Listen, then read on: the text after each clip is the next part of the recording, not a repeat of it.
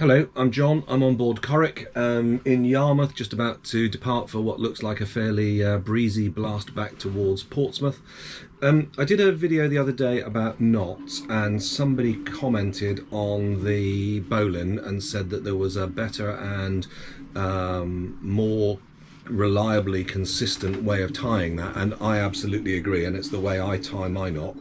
But I demonstrated the easy way that I normally use to teach people, and once they're confident that they can make it, I then add the extra flourish on. But in the interest of completeness, what I thought I might do is just demonstrate that, and I thought I'd, as we're in the area of little bonus bits, show a bowline on a bight, which is really helpful, and also a butterfly knot. I hope you like this.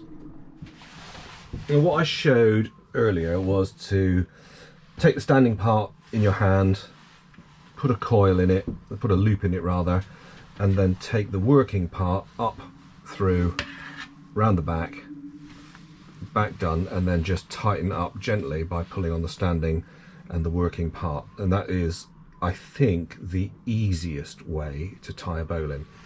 A better way might be to do this.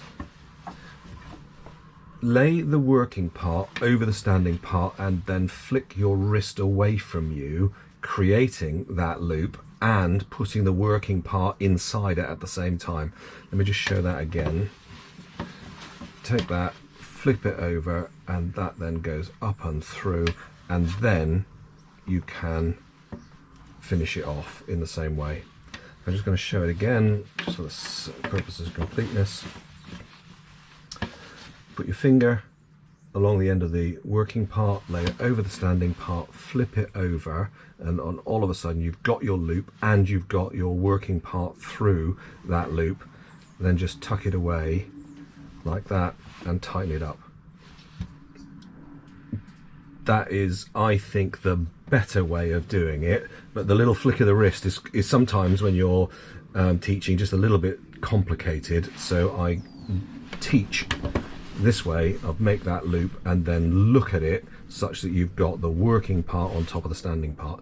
But what I also teach is that what works for you, so long as it's right, is the right thing to do. While we're here, I might show the bowline on a bight knot, and that allows you to create two sets of loops.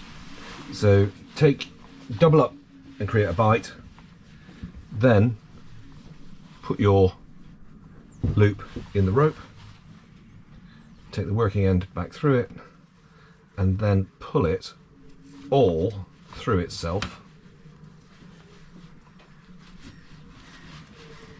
and that gives you this knot, which gives you two loops in the same thing. This is very useful if you wanted to make a swing for a child, or just put a loop in the center of a rope itself. I'd like to give you another knot, which I learned, I think it's a climbing knot. I learned it from a climber, but I found it really useful for putting a loop in the center of a line. So you make a loop like that.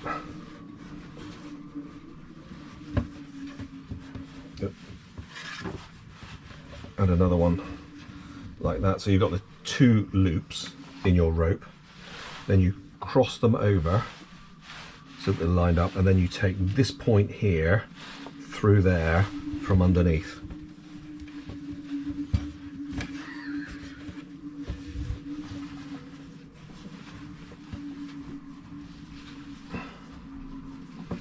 And that gives you that rope there, that knot there, which allows you to create an eye in your rope, not at the end, but at a midpoint.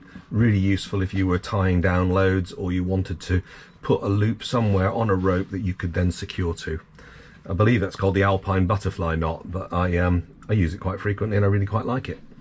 I hope that little add-on to the previous video about knots was useful. As I say, bowline's my favourite. The fact that you can do it easier is a bonus. The fact that you can do it and create two loops is also a bonus. And I hope you like the Alpine butterfly knot, because I've used it a few times for, as I say, putting a loop in the middle of a line.